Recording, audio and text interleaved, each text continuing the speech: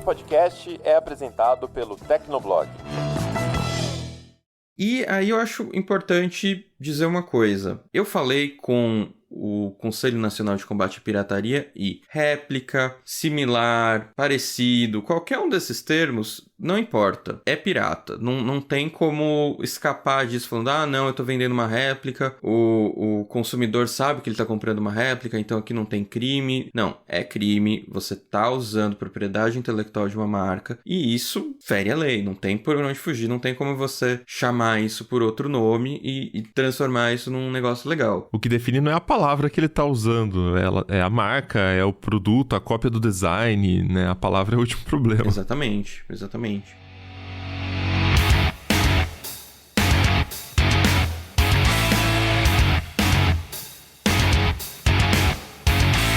Olá, ouvinte, seja bem-vindo, está começando mais um episódio do Tecnocast. Eu sou o Thiago Mobilon. Eu sou o Paulo Riga. Eu sou o Emerson Alecrim. Eu sou Giovanni Santa Rosa. E eu sou Josué de Oliveira. Encontrar produtos falsificados em marketplaces é mais fácil do que parece. E por mais que as empresas tentem combater essa prática, os casos são tão numerosos que parece que estão apenas enxugando gelo. Hoje a gente conversa sobre os desafios das lojas para conseguir resolver essa questão e o papel que o consumidor tem nessa história. Será que a pirataria se tornou uma prática aceitável? Aguenta aí que a gente já começa.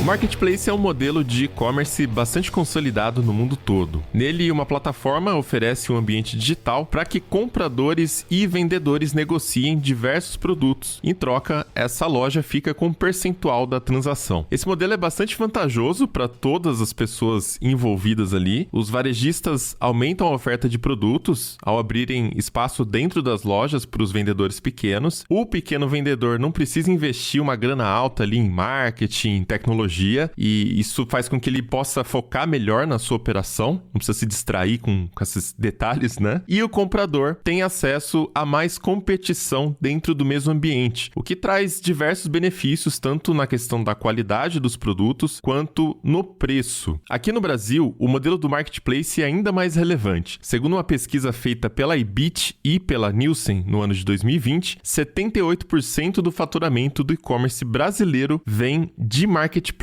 Só que existem alguns problemas que as empresas ainda não conseguiram resolver. Ao trabalhar com um número tão grande de produtos e vendedores, as lojas têm maior dificuldade para controlar o que está sendo negociado ali dentro dos seus sites. E isso nos leva a uma questão que é a pirataria, que existe aos montes, não apenas nas lojas brasileiras, como também no mundo todo, né, Riga? E não só na internet, né? Isso é uma coisa que toda grande cidade tem um local onde se vende coisas, produtos de origem duvidosa, né? Então, a gente tá gravando aqui numa quinta-feira e na cidade de São Paulo teve um problema hoje, enfim, tem um problema de Cracolândia na cidade e tal, e basicamente o fluxo da Cracolândia tá indo pra Santa Ifigênia, que pra quem é de São Paulo e pra quem gosta de tecnologia e comprava peças de hardware há alguns anos, é uma região bastante famosa por vender produtos eletrônicos, mas tinha vários locais ali, não sei como que tá agora, né, depois de pandemia e tal, principalmente perto do metrô ali, que tinha várias barraquinhas ali vendendo, por exemplo, CDs de softwares pirateados ali, né? Então, toda essa galera aí que vende em barraquinhas, né, produtos de origem duvidosa, vende na internet, né? Se tem uma coisa que avançou muito em 2020 e 2021 foi e-commerce, e com isso, todos esses marketplaces, né, toda essa galera que perdeu clientela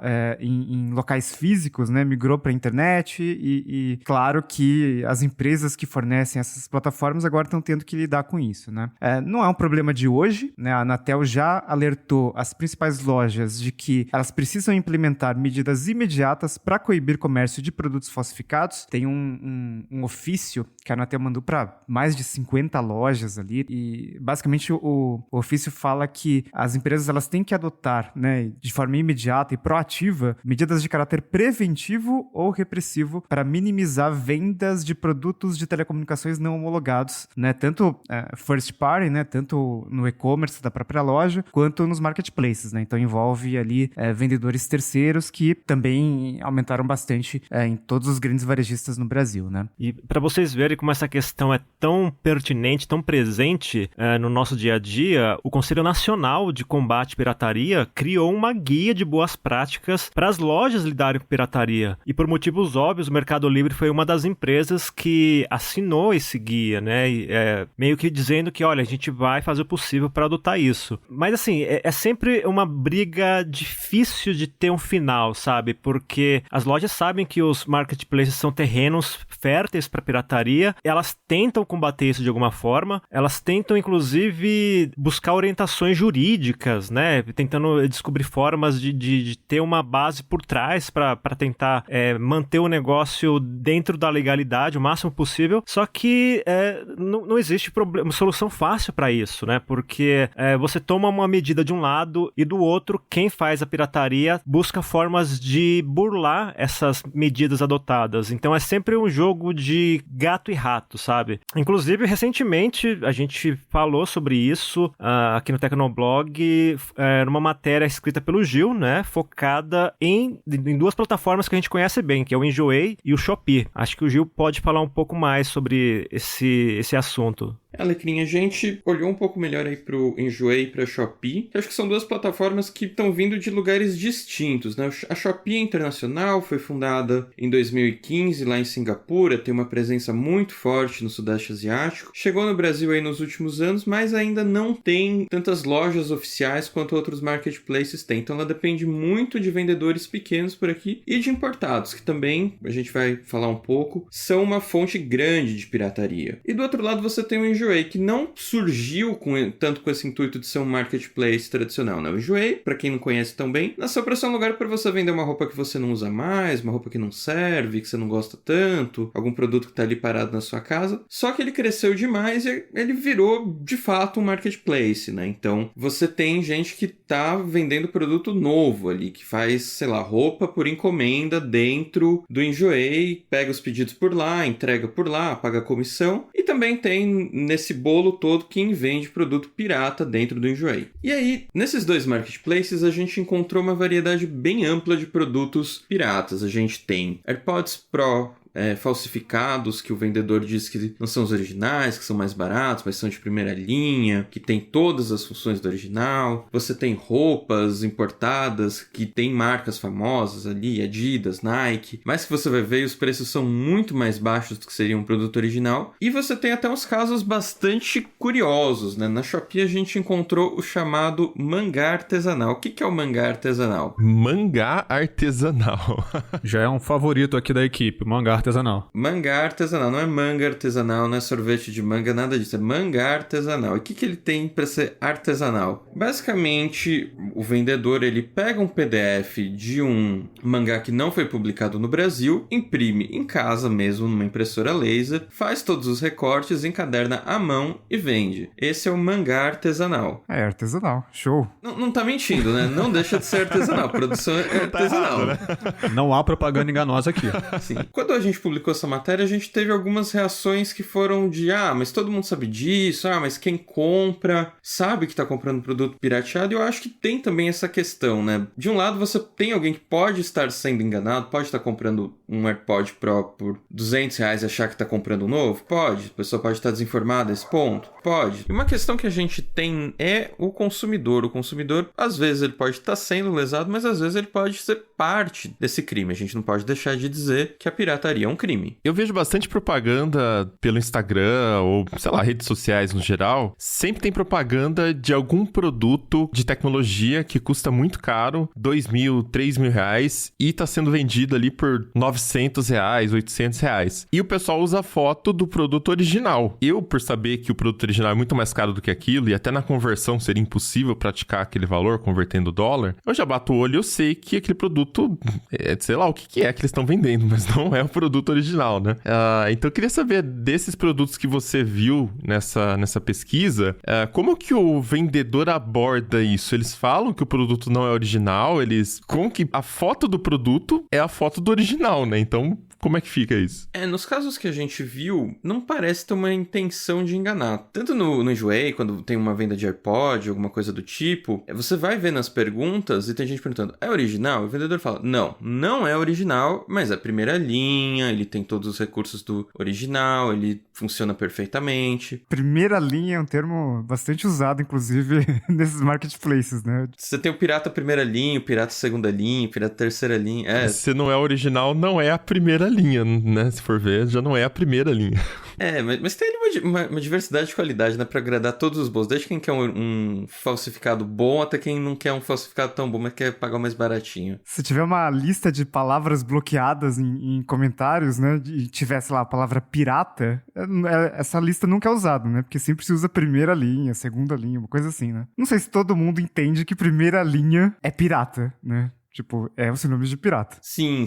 É quase que defender a qualidade do produto. Fala, não é original, mas você vai gostar desse. Pode levar que vai ser legal pra você. E também tem os casos que falam abertamente que são réplicas, né? A gente encontrou também tênis Air Jordan, que geralmente é muito caro. Tem um preço ali na casa de R$1.000, R$2.000, até mais em alguns casos. E você tinha tênis sendo vendido por 60. E aí nas perguntas tinha gente falando, não, é original? A pessoa falava, não é original, é réplica. E aí eu acho importante dizer uma coisa. Eu falei com o Conselho Nacional de Combate à Pirataria e réplica, similar, parecido, qualquer um desses termos, não importa. É pirata. Não tem como escapar disso falando, não, eu tô vendendo uma réplica, o consumidor sabe que ele tá comprando uma réplica, então aqui não tem crime. Não, é crime, você tá usando propriedade intelectual de uma marca e isso fere a lei, não tem por onde fugir, não tem como você chamar isso por outro nome e transformar isso num negócio legal. O que define não é a palavra que ele tá usando,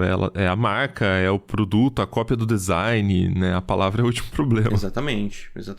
E também tem a questão que o crime de pirataria não é o crime só de quem vende. Quem compra um produto pirata também tá cometendo um crime. Então, não adianta a pessoa falar, eu comprei uma réplica, eu sabia que eu não tava comprando o original, não tô cometendo um crime. Não, você tá cometendo um crime quando você compra uma réplica. Sabe que nesses casos que vocês comentaram, né, de, eletrônico que a gente sabe que é R$2.000 e tá sendo vendido por 500, ou um tênis de uma linha super famosa que custa R$1.000 e tá sendo vendido por 80, né? É mais fácil julgar, né? Então, quando a esmola é demais, a gente sabe que, existe uma grande chance de ser um produto pirata. Mas sabe que há alguns anos, né, começaram a surgir os tênis para corrida com placa de carbono, né? E era muito difícil encontrar, porque sempre que a marca colocava ali em estoque, acabava em minutos, né? Porque eram produtos com bastante demanda e as fabricantes, elas têm até uma estratégia de marketing de escassez, né? Então, não colocavam muitas unidades à venda, principalmente aqui no Brasil. Então era muito difícil encontrar em estoque, em lojas ou na loja oficial da marca, né? Sempre estava esgotado. E isso acabou fazendo com que em marketplaces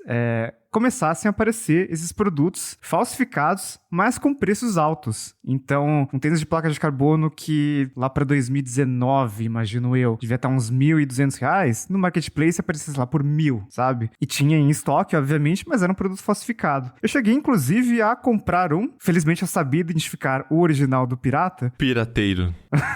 E aí eu devolvi e tal, foi tudo certo. O marketplace também ajudou bastante com isso, né? Hoje as políticas estão muito mais fáceis para você devolver um produto. E aí peguei o dinheiro de volta, mas enfim, seria muito mais difícil julgar nesse caso. Ainda mais sendo um produto que é um produto mais especializado. Então, sei lá, o original tem uma placa de carbono, o pirata obviamente não vai ter, porque é uma coisa cara de se fazer ali. Mas como que você vai saber se tem ou não, né? Você teria que cortar o tênis no meio, né? E obviamente você não vai fazer isso. Mas tinha outros sinais ali para identificar. Mas só pelo preço, por exemplo, né? Seria muito difícil julgar ali se realmente não é original, né? Eu já vi isso acontecendo com caixa de som, né? Caixa Bluetooth. O pessoal adora comprar essas caixas da JBL para levar para festas, por exemplo. É interessante que, às vezes, não é só o som em si que importa, né? É realmente aquela pegada da ostentação, né? Você tem que ter uma caixa de som JBL. De preferência, uma que tem uns LEDs e tudo mais. E aí você vai ver, às vezes você acha essas caixas à venda, tanto na internet quanto em camelôs que, sei lá, tá saindo por R$500, sendo que a original deve custar, vamos supor, R$800. Óbvio que ali é uma diferença grande, mas ainda assim, para um produto pirata, R$500 é um preço alto, né? Mas ainda assim o pessoal compra, provavelmente sabendo que é um produto falsificado, mas como ele tá ali cumprindo a missão dele, né, que é de reproduzir áudio, apesar de ter questionamentos sobre a qualidade, duração de bateria, etc., são problemas e são limitações muito comuns, né, em produtos piratas, o importante é você mostrar que tem aquele produto lá, né? Então o pessoal, mesmo comprando produto de qualidade duvidosa, ainda vai nessa, né? E é claro que também tem gente que é enganada. Se você pegar uma caixa JBL ou de qualquer outra marca aí popular e você comparar com o produto original, você talvez só vai perceber as diferenças se você colocar um produto ao lado do outro, né? Então, se você não tiver um conhecimento um pouquinho mais aprofundado sobre esse tipo de produto, você pode realmente comprar gato por lebre e não perceber. O Alecrim comentou essa questão da ostentação, de querer que a réplica se pareça mesmo com o original. Eu tô com um anúncio aqui aberto de um produto no Mercado Livre que é claramente uma imitação de um Air Jordan da Nike, né? Ele tá custando R$120. Inclusive aqui nas últimas perguntas feitas pelos clientes, tem aqui a pergunta, você tem esse tênis com o símbolo da Nike? E tem a resposta, boa tarde, esses modelos têm o símbolo, tá tampado devido ao site, mas tem o símbolo lá. Então, é um produto que é uma réplica, não é o original, mas as pessoas, aparentemente aqui, têm a preocupação de querer saber, não, mas tem lá o símbolo para poder demonstrar que pelo menos tem uma semelhança com o original. Então, isso também faz diferença. Mas acho que num país como o Brasil, é até triste, assim, cara, não dá pra julgar, sabe? A gente sabe que eletrônico é caro pra gente que tá aqui conversando, mas imagina pra população que, né, realmente o povo passa uma família ali com salário mínimo, não tem condições de comprar caixinha JBL, tênis da Nike, uns produtos que lá fora você compra no bandejão por $30, uma camiseta da Nike, uma coisa de marca, e aqui no Brasil é muito caro. Então, enfim, eu entendo que tenha essa busca. Eu tento não enxergar só na questão de, ostentação, porque quem quer ostentar de verdade é a galera que gasta 1 milhão numa bolsa, né? E beleza, aí você pode falar mesmo. Mas, assim, não deixa de ser um caso preocupante, porque às vezes a pessoa realmente não sabe que ela tá comprando uma coisa que não é original. E aí eu queria entender também, Gil, como que as lojas lidam com isso, porque o volume é gigantesco de produtos, de vendedores, de compradores. Não é uma coisa que dá pra você montar um time pra ficar navegando pelo site e apagando os produtos falsificados. E o que eles fazem para lidar com isso? Muitas das políticas contra a pirataria dos marketplaces dependem muito dos próprios consumidores. Então, o marketplace vai dar aí algumas opções, como o Riga falou, de devolução. Você pode devolver em até 7 dias o produto, o dinheiro só é liberado para o vendedor quando o consumidor dá o ok. Então você tem uma série de como eu posso dizer, de gatilhos ali, de procedimentos que dependem muito do consumidor. Agora, entra no que a gente estava falando, né? Se o consumidor quer mesmo uma réplica ou um produto mais barato, não vai ser ele a denunciar. E aí você tem algumas partes de verificação das próprias lojas, mas muito baseadas em inteligência artificial, em verificação automática e tudo mais. O Enjoei parece ter alguma experiência em saber o que é original, o que é falsificado e como identificar isso. Eu estava vendo uma entrevista de 2021 de um executivo da empresa e ele estava detalhando um pouco esse processo. O que ele dizia? Olha, se um vendedor tenta subir 3 bolsas da Gucci novas, a gente barra. Por quê? Porque quem vai vender uma bolsa da Gucci no Enjoei, provavelmente ela não é nova, a pessoa não vai comprar uma bolsa na loja, não conseguir uma bolsa na loja e vai vender no Enjoei, e não são 3, é uma. É uma bolsa usada, não são 3 bolsas novas. Se tá tentando colocar 3 bolsas Gucci novas, tem alguma coisa errada. Mas aí, no caso, é porque o Enjoei é mais focado em venda de produtos usados. Sim, sim. Tanto que, assim, os AirPods Pro que a gente viu estão passando, assim, se derruba um link, no outro você procura lá no site, você vai encontrar de novo e tá rolando, assim, Air Jordan, mesma coisa. Em alguns produtos eles têm um olho um pouco mais clínico, assim, mas em grande parte dos produtos isso passa. Mesmo assim, o Enjoei tem tentado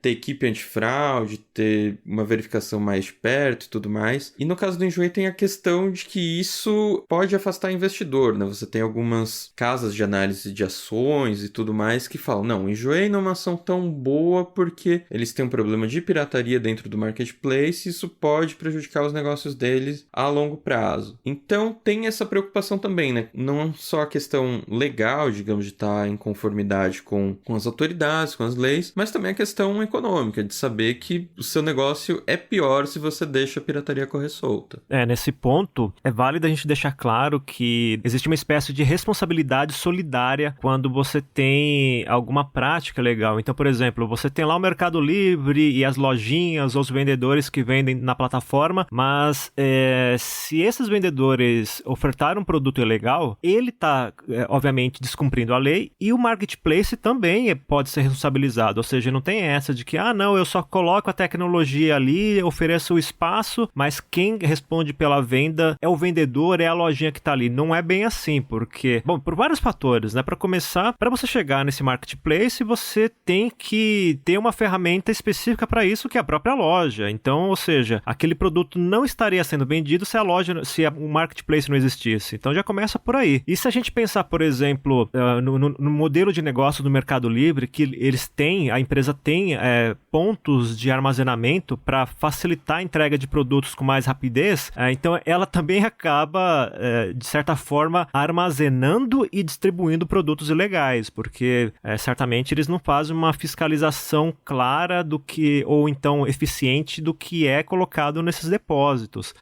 Então você acaba tendo também responsabilidade por conta desse fator. Existe também uma questão que o Gil pontuou agora há pouco, que tem ligação com a imagem da empresa. Então, por exemplo, no caso do Enjoei, algumas empresas que fazem análise de mercado e recomendações de compras de ações, elas podem simplesmente cismar com algum problema que a empresa vai ter no futuro por consequência de alguma prática atual, e eles falam, olha, não é legal seguir por esse caminho. O exemplo do Enjoei que o Gil deu é justamente isso. Eles falam, olha, a empresa tem lá alguma política para tratar desse assunto, para tentar resolver o problema, mas ora parece que essa política ela é pouco eficiente, ou ora parece que a empresa faz vista grossa com relação ao problema, e isso é ainda mais grave, porque a empresa é como se a empresa estivesse fingindo que está fazendo alguma coisa, mas no fundo não está, porque ela está saindo num lucro à medida que os vendedores vendem e ela tem lá suas comissões, enfim. Então tem todo um problema de fundo, sabe? Não é um problema que se resolve da noite para o dia, justamente porque não é só um lado que é envolvido. Tem o lado do consumidor, que já ficou claro, que também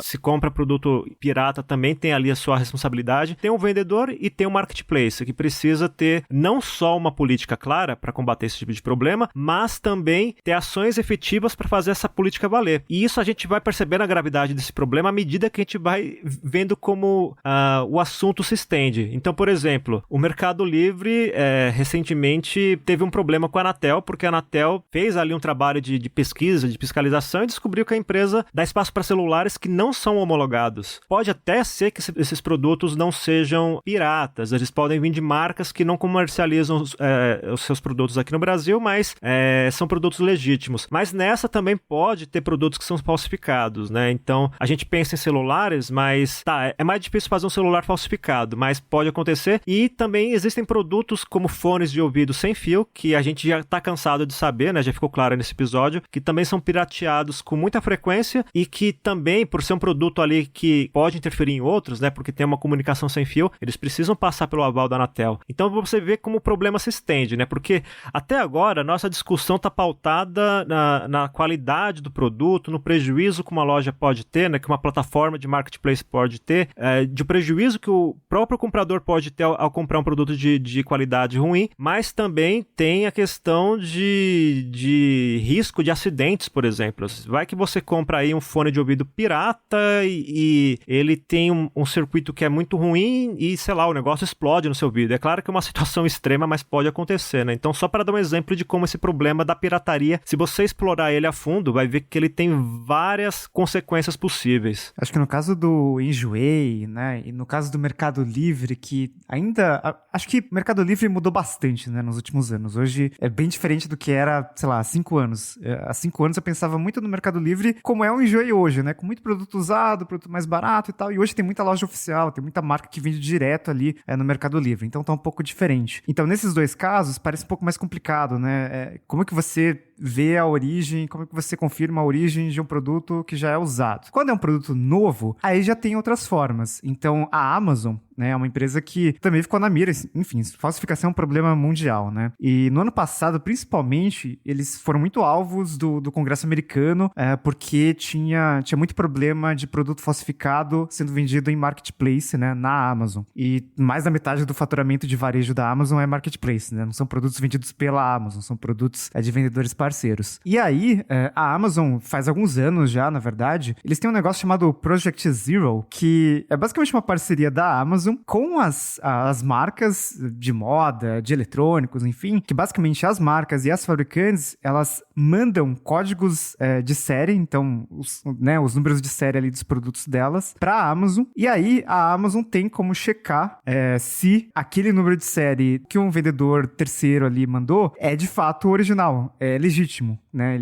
Então eles conseguem rastrear a origem daquele produto. Então fica um pouco mais fácil, mas também é só nesses casos de produtos novos, né? É um pouco mais fácil. Então, se você compra, sei lá, uma roupa, muito provavelmente vai vir numa embalagem que vai ter um código de série único ali, né? Agora, um produto usado, talvez já não tenha mais. E aí como é que você checa? Então, acaba ficando um pouco mais complicado. Mas, de qualquer forma, é uma parceria do marketplace com a marca, com a fabricante que produz aquele produto. E aí, tem várias pessoas, várias empresas envolvidas para aquilo dar certo, né? Você mencionou como o Mercado Livre mudou, né, Riga? E realmente, assim, eu lembro que eu voltei a comprar no Mercado Livre, ou acho que comecei a comprar no Mercado Livre há relativamente pouco tempo, porque a imagem que eu tinha no Mercado Livre na minha cabeça ainda era aquela imagem de vários anos atrás que mostrava uma empresa que não era de fato confiável, né? Todo mundo conhece alguma história curiosa / engraçada de alguém que comprou alguma coisa no Mercado Livre e acabou não recebendo aquilo pelo que pagou, né? Desde receber algum produto falsificado depois de ter pagado por um produto que ela achava ser original, até tomar um golpe mais na cara dura mesmo. Uma prima da minha esposa, por exemplo, caiu numa dessas e recebeu o famoso tijolo no lugar de um celular no Mercado Livre. Então, de fato, a empresa teve que tomar muitas medidas ao longo dos anos para que essa imagem de um lugar pouco confiável para fazer compras mudasse e, de fato, hoje a imagem da empresa é totalmente outra, uma empresa confiável, uma empresa também que tem ótimas práticas de entrega, é muito rápida. Então, realmente houve uma mudança que teve que ser implementada ao longo dos anos para que a imagem da empresa mudasse.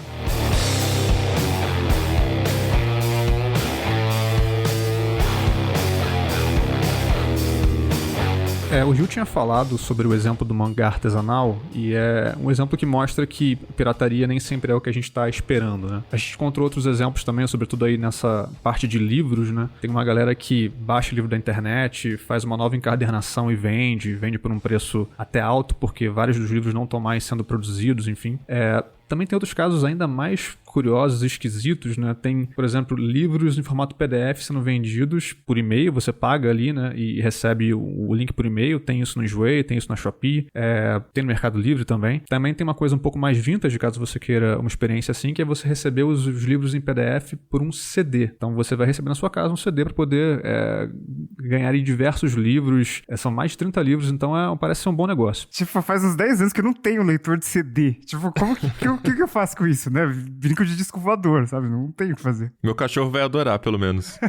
Bom, mas aparentemente tem alguma procura, né, cara? E o que é curioso, sobretudo aqui no Enjoei, eu tava dando uma olhada, os vendedores que estão com esses produtos ali à mostra estão na plataforma há muito tempo, né? Alguns lá estão, sei lá, 2, 3 anos. Então é curioso pensar nisso, né? Tá há muito tempo ali, a pessoa tá vendendo esse produto que é claramente falso. Então, o que a plataforma tá fazendo? O que falta para isso aqui ser visto, ser notado como venda de produto pirata, né? E essa parte da pirataria de livros levou, inclusive, o Mercado Livre a fechar um acordo com a BDR, que é a Associação Brasileira de Direitos Reprográficos, para intensificar o combate ao comércio irregular de livros na plataforma, né? Então, o Mercado Livre realmente correu atrás para lidar com isso. Eu fiz uma procura e os exemplos que eu encontrei encontrei de pirataria de livros no Mercado Livre foram pouquíssimos, né?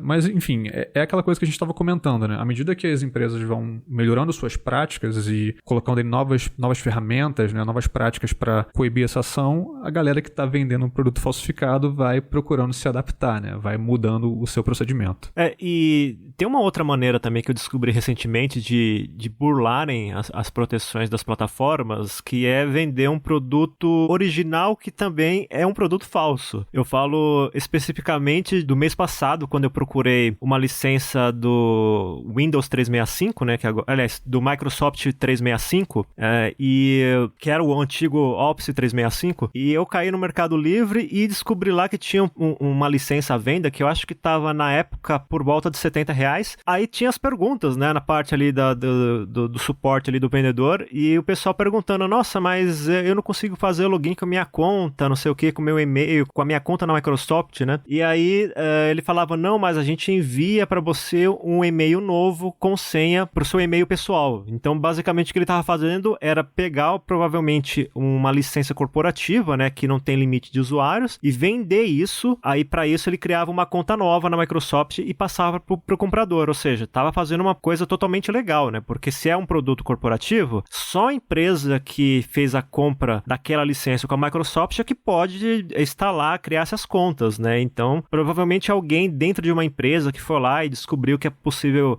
você criar uma conta com certa facilidade dentro dessa conta dessa empresa e estava vendendo isso. Ou seja, era uma pirataria. Assim, vai funcionar. Se você, a não ser que a empresa faça algum processo de auditoria, alguma coisa nesse sentido, ela não vai descobrir que tem gente de fora criando licenças do Microsoft 365 que não é da empresa. Então, é uma coisa bem curiosa, porque a princípio você não está vendendo nada que é ilegal, porque o produto realmente é original, é todo digital, né? Você só vai fazer o download e colocar lá a conta que o vendedor te passou, mas não deixa de ser uma prática de pirataria. É que nem aquele caso da galera que faz também isso com Netflix, eu não lembro quais eram as empresas, a gente falou recentemente, tinha um Tecnocast isso, que o pessoal fazia uma prática parecida. Eu não lembro exatamente qual que é a técnica dos pirateiros para vender a assinatura ali. Cara, tem vários casos. Tipo, o Google Drive ilimitado, há alguns anos era febre. Por quê? Porque o Google Drive, o Google, né, tinha um plano para universidades que era basicamente ilimitado, né? Então, cada conta nova no domínio da universidade era ilimitado. E daí a galera revendia isso no Mercado Livre. E era tipo, sei lá, R$20 você comprava o Google Drive ilimitado. Só que aí era basicamente um drive compartilhado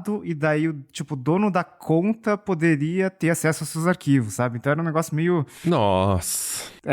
Mas a galera tinha muitas vendas naquela época, então o pessoal realmente comprava. Confia. Pois é, e ano passado o Mercado Livre até prometeu atuar com mais prontidão contra essa situação de pirataria. Eles afirmaram que retiraram do ar 700 mil anúncios de materiais irregulares, então tem esse esforço sendo feito, e aí as pessoas vão se adaptando, os vendedores ficam nesse jogo de gato e rato, borra o logo da marca da foto, quando percebem que o marketplace está identificando já a partir daí, e só que tem o lado também do comprador, que ele também pode ser enquadrado no crime de receptação, então não é só se a loja pega o vendedor, o comprador, de qualquer forma, ele está cometendo um crime, como a gente já citou aqui, e é um crime que está previsto no artigo 180 do Código Penal. Esse artigo fala sobre adquirir ou receber, em proveito próprio ou alheio, coisa que se sabe ser produto de crime. Ou seja, a gente pode interpretar que aquele que compra produto pirata, sobretudo sabendo que é pirata, pode se encaixar nesse artigo 180 do Código Penal. E essa é a parte que a maioria ignora,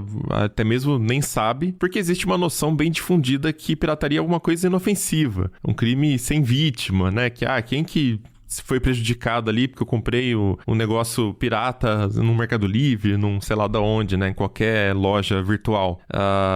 O digital a gente acaba não tendo essa percepção igual seria no mundo real, porque eu tirei uma coisa da mão de alguém, né? Logo essa pessoa foi prejudicada. O digital é replicável, então fica essa sensação. Só que na prática vários setores levam prejuízos com a pirataria. Só em 2020 tem uma estimativa ali do Fórum Nacional contra a Pirataria e e a ilegalidade, que teria sido um prejuízo de cerca de 288 bilhões de reais por conta aí de pirataria digital. E a lógica é muito simples. Se você está comprando o quadrinho, como é que é o mangá artesanal, você está deixando de comprar o mangá original, né? Se você está assinando o Google Drive, sei lá qual esquema que o pessoal está usando aí, o pessoal é realmente muito criativo, você está deixando de assinar o Google Drive da forma correta, ou a chave pirata de algum produto, enfim, sempre tem um custo ali que é de você deixar de comprar o original. Então parece invisível, parece inofensivo, mas não é. Claro que esses números, né, que são divulgados sobre prejuízo por causa de pirataria, a gente sempre recebe com aquela crítica, né, porque muitas vezes se supõe que se a pessoa comprou pirata, ela deixou de comprar o original obrigatoriamente. Na verdade, muitas vezes ela não ia comprar o original de qualquer forma, né, então ela acabou comprando pirata porque era o que dava ali com o dinheiro e tal, e ela acha que tá tudo bem. Mas se ela não tivesse comprado pirata, também não ia comprar o original, então é tipo um prejuízo que não iria acontecer de qualquer forma. Mas sim, né, tem um impacto importante e muito mais do que, sei lá, a empresa malvadona, né, gigante lá, que tem lucros bilionários, enfim, tem muitos empregos, enfim, tem muita coisa que é afetada por causa disso. E até tem uma crítica também ao modelo de assinatura que algumas empresas adotam, por exemplo, Adobe, com a assinatura do Photoshop, de toda a suíte ali. Eu utilizo um Photoshop, cara, sei lá quantas vezes no ano hoje. Hoje, porque eu tenho um time de designers aqui, eu mexo bem menos. Mas até alguns meses eu ainda usava. Todos os meses eu abria um pouquinho pra mexer num ícone, pra mexer num logo, sabe? É uma coisinha simples aqui no TB. E, cara, é muito pesado você pegar a assinatura full do Photoshop, que é o que o designer paga pra usar o dia inteiro, é a ferramenta principal de trabalho dele, sendo que eu vou usar, cara, sei lá quantas horas em um mês inteiro. E até eu postei isso no Twitter uma época aí que, pô, por que a Adobe não libera um modelo de assinatura que te limita por horas de uso, por exemplo? Você pode usar o produto ativamente aqui, né? Quando o Photoshop for a janela ativa do seu computador, eles contabilizariam e, sei lá, 10 horas por mês e uma assinatura bem pequenininha, saca? Tem uma galera que recorre à pirataria, que baixa o programa craqueado, que sei lá o que, os métodos que são utilizados hoje em dia, porque, óbvio, né? Não faz sentido pra pessoa pagar assinatura cheia pra usar, porra, 1 horinha no mês, 2 horinhas no mês, sabe? Só pra fazer um ajuste no ícone. Isso acaba favorecendo até concorrentes que percebem essa janela de oportunidade, esse gap entre quem não quer recorrer à pirataria, mas também não quer comprar porque tá muito caro e precisa só de alguma solução ali rápida, e esses concorrentes acabam lançando aplicativos mais simples, enfim, suítes mais simples, né? Então eu sempre acho que deveria haver algum modelo de entrada ali nessas assinaturas, principalmente para países emergentes, onde você estipula algum limite que tá ok pra quem só vai usar, tipo, muito de vez em quando, que não precisa ficar o dia inteiro trabalhando com aquele produto. Essa coisa do prejuízo, né, 288 bilhões realmente é um número que chama muito a atenção, mas é aquela coisa, né, tem um desconhecimento, de modo geral, né, das pessoas, da população como um todo, né, sobre quais empregos são afetados e, enfim, como a pirataria pode acabar gerando esses prejuízos, seja tão alto quanto esse valor que a gente falou, ou abaixo disso tem um prejuízo aí sim. Mas, de toda forma, eu acho que entra nessa coisa de não haver tanta informação a respeito. E vale até lembrar que houve tentativas no passado de criar campanhas para desestimular o consumo de produtos piratas, mas essas campanhas, elas acabavam sendo muito apelativas, né, cara? Quem lembra daquela campanha contra a pirataria de filmes, DVD e VHS, que associava os vendedores a traficantes? Lembra daquela propaganda que era, posso te dar o troco em bala? Nossa, verdade. Tinha no começo dos filmes. Nossa, agora eu tô me sentindo velho. Você alugava um filme na locadora e tinha isso na abertura, né? Tinha umas coisas rolando assim, pra você não piratear. Nossa. Exatamente. Então, era uma maneira de jogar na cara das pessoas de que, olha só, você tá comprando pirata, tá alugando pirata, você tá financiando o crime. Então, era um jeito muito bizarro de você tentar criar algum tipo de consciência nas pessoas. Porque você criava esse estereótipo de que todo mundo que vendia produto pirata era criminoso, e não apenas era criminoso porque descumpria uma determinada lei, de um artigo do Código Penal, mas é porque ele financiava o crime organizado. Então, essa imagem do posso te dar o troco em bala era muito forte nesse sentido. Eu lembro bastante dessa parte dos filmes, porque ali, no final dos anos 90, meu pai teve uma locadora de VHS. Quem lembra de VHS? Rebobinar a fita e tudo mais, essa coisa toda. Todos aqui são velhos. Tomar multa porque não rebobinou. Exatamente. Se você não rebobinasse, você pagava multa, muito importante. E aí, o meu pai tinha um problema porque ele era muito linha dura. Ele não tinha filme pirata na locadora dele. E isso isso gerava alguns problemas pra ele, porque ele acabava tendo menos cópias do filme pra alugar do que outras locadoras do bairro, e as fitas originais eram muito caras. Então, enfim, esse foi um dos motivos pelos quais a locadora acabou não dando muito certo. Era uma locadora pequena de bairro, enfim, acabou falindo. Mas eu lembro muito dessa época porque as próprias caixas dos filmes VHS, a cor da caixa mudava, tinha uma marca d'água. Eles criavam padrões pra tentar mostrar para as pessoas que, olha, essa aqui é a fita original, não alugue, não compre a fita pirata, porque vai dar problema no seu videocassete e tudo mais. Então, eram sempre tentativas, e esse que é o ponto aqui, tentativas de conscientizar, mas na base do medo. Seja porque esse produto vai gerar algum prejuízo pra você, seja porque você tá financiando o crime, no fim das contas. Né? E às vezes acabava dando o efeito contrário, né? Porque o pessoal comprava o original e aí tinha tanta propaganda anti-pirataria no original que, tipo, o pessoal ficava revoltado, assim. É nessa época que tinha esse negócio de ficar alugando coisa e tal,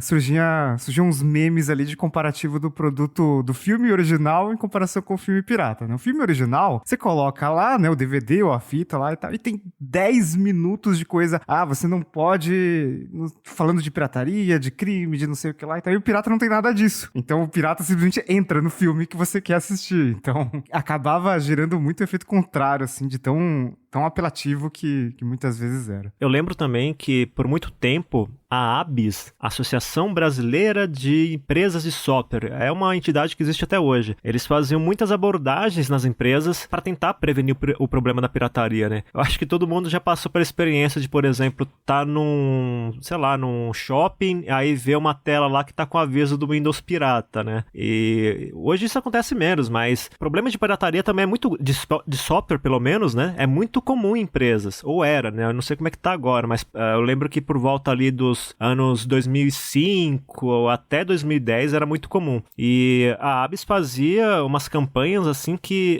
embora não fossem antiéticas ou agressivas, elas eram bastante insistentes, sabe?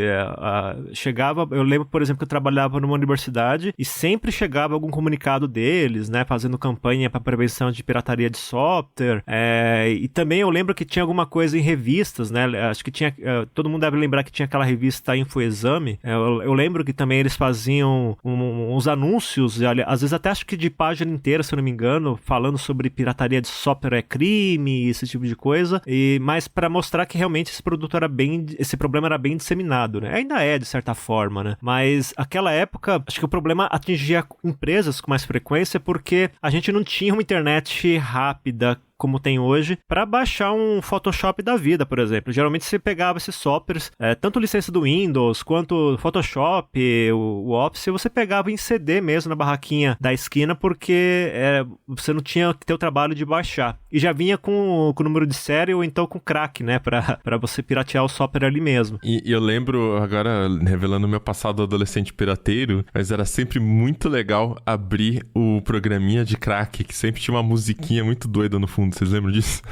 Sim, inclusive deve ter ainda, sei lá, torrents de compilados de músicas de Keygen. Sério? Nossa, era muito legal, cara. Deve ter.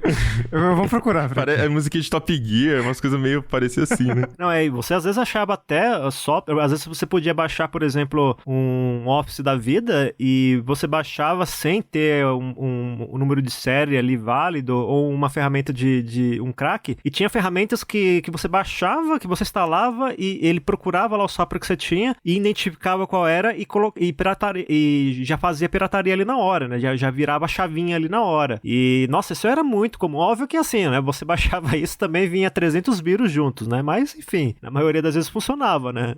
Tudo tem um preço. Pois é.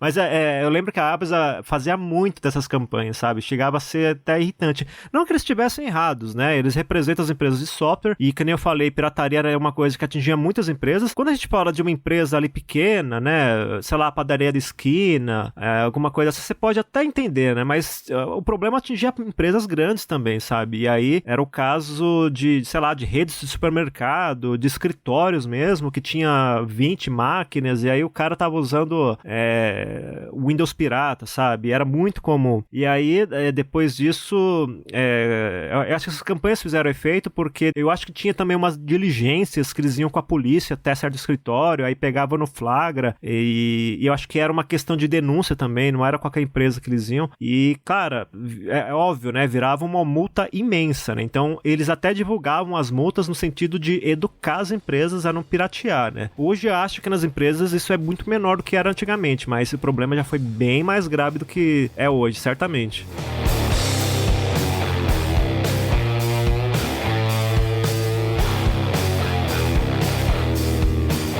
E eu acho que para completar essa ideia de que pirataria é algo que não tem problema, é um crime sem vítima que existe aí na nossa cultura de modo geral, né? Como a gente viu aí vários exemplos de pirataria no nosso dia a dia, tem também muitas vezes uma noção de que a pirataria pode ser benéfica, né? Talvez o caso do Tropa de Elite, o filme que vazou lá em 2007, seja o mais emblemático aí nesse sentido, né? O filme vazou, acho que foi a empresa que fazia legendagem, vazou o filme e ele passou a ser comercializado pelos camelôs aí no Brasil inteiro.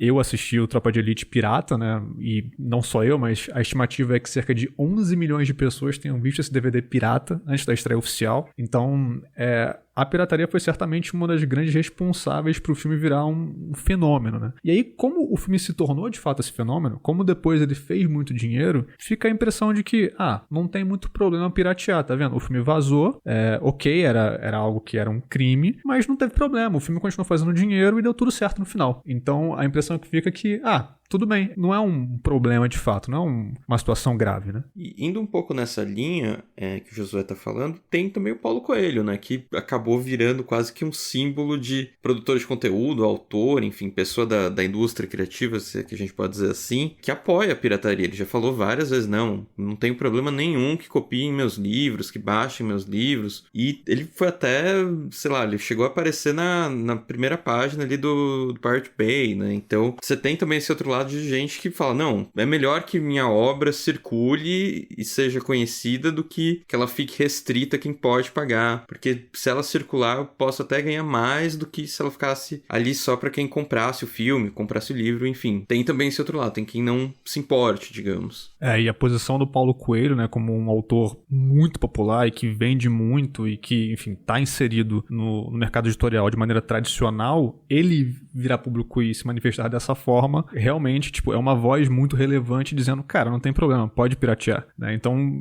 realmente, são exemplos que acabam fortalecendo essa noção de que, tudo bem, piratear não é um problema, né? Piratear é um crime sem vítima. E no caso das lojas, tem até um lado que é um pouco mais complicado aí, que tem relação com as lojas chinesas. São locais que vendem produtos, às vezes, muito baratos, são espaços onde isso costuma ser mais popular, às vezes, esses produtos falsificados, e tem até uma pressão de empresários brasileiros para que o governo taxasse essas lojas por serem, nas palavras deles, camelódromos digitais. Houve uma expectativa de que o governo assinasse uma medida provisória taxando essas lojas. Isso ia mexer bastante nos preços dos produtos que elas praticam, só que acabou não indo para frente. O presidente negou que assinaria essa medida provisória e, enfim, a gente tem que esperar para ver aí como é que, enfim, o que vai acontecer daqui para frente com relação a essas lojas. Mas o ponto é que a presença de tanta pirataria nesses locais, nessas plataformas, reforça o discurso do camelódromo, vai dando munição para quem acha que essas lojas têm que ser taxadas. Eu, pessoalmente, não sou fã dessa abordagem, porque eu consumo bastante produto de lojas chinesas e a Shopee, só que eu não bastante gente tá usando, né? Mas para aqui até uma revelação, eu nunca comprei na Shopee, mas a Shopee é um dos locais que eu costumo ver bastante propaganda de produto com aqueles descontos bizarros, tipo um microfone que custa R$3.500, parece ali por R$900. E a mesma foto do produto original. E é a foto do produto original que eu olho e falo, impossível, né? Mas, enfim, tem outros produtos ali que não são piratas, eles só são baratos mesmo. São produtos sem marca, produtos... tem muito white label, né? Por exemplo, comprei um standzinho aqui pra apoiar o meu notebook. Cara, eu não vou comprar isso em loja aqui no Brasil, custa o dobro do preço. E é o mesmo produto, a loja simplesmente compra do AliExpress pra vender aqui. Então, são produtos que não tem marca, não estão enganando ninguém, não é falsificado e tal. Inclusive, eu vejo marcas depois lançando, essas marcas chinesas, lançando exatamente o mesmo produto, só que com a marca delas, né? Então, você percebe que é um white label mesmo. Até marcas brasileiras têm feito isso com produtos de casa inteligente também. Enfim, então, aí não tem problema, é tudo feito dentro da legalidade, qualidade e são produtos acessíveis. Então, uma vez que você taxa a loja por ela ser chinesa, você está taxando tudo. Você está taxando produtos que, legal, são produtos bons e baratos e sem marca. Você está tirando o acesso da população a esses produtos, a essa categoria de produtos, porque eles não conseguiriam comprar de outra fonte. Eles dependeriam da galera que importa para vender pelo dobro do preço. Enfim, então também não sou fã dessa abordagem, não. Não, e pegou muito mal, assim, né? Teve, parece que uma tensão ali entre o Ministério da Economia e o governo em si, o presidente mesmo, né? Tanto que realmente a coisa não foi pra frente, porque foi uma avalanche de críticas, né? Porque, de fato, as pessoas compram nessas lojas, em sua grande maioria, porque elas querem produtos baratos, não porque elas estão atrás de pirataria. Tem pirataria ali, de fato, mas não representa o grosso, digamos assim, das pessoas que compram ali. Então... É sempre a abordagem de queimar o sofá onde você foi traído, né? Ou proibir andar de moto na cidade porque tem assalto que é motoqueiro que tá assaltando. Tipo, não faz sentido. A moto serve pra tantas outras coisas, não é assim que funciona. É, algo nessas linhas. Então, realmente esse contexto da pirataria pode acabar dando munição pra quem faz essas afirmações de que é um camelódromo digital e, enfim, é algo pra ficar acompanhando mesmo, porque é aquela coisa, né? Beleza, o presidente negou que vai fazer isso agora, mas decisões do governo podem mudar em algum outro momento. Então, sei lá, vai que a pirataria ajuda a fortalecer esse discurso contrário a essas lojas.